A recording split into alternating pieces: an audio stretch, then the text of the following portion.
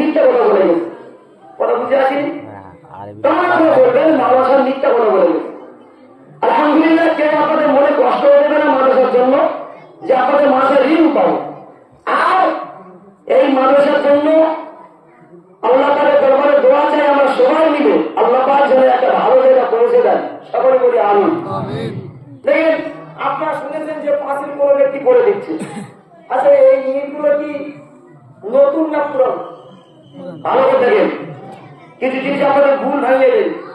কিছু কিছু মানুষ মনে করে কি জানেন, যখন একটা মানুষ দাম দেয়, ধরেন 20,000 টাকা আমাদের যে হুজুর এই কাজটা আপনি করেন, তা 20,000 টাকা কাজে লেগে গেল, করতে করতে 30,000 টাকা খরচ হয়ে গেল, আর 10,000 টাকা যদি টাকা ব্যক্তিকে চাওয়া যাবে?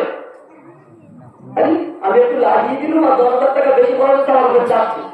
ও কিন্তু মুখ ফিরিয়ে নেবে আমার থেকে, বলবে খাওয়া মা যত দেবে তত খাও, টেনে নেবে। জানবেন তাহলে পুরনো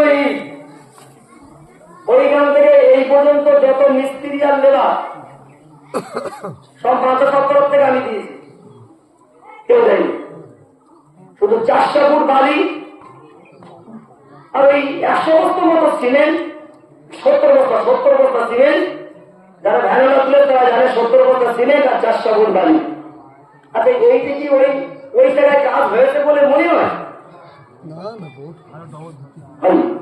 কিছু হয়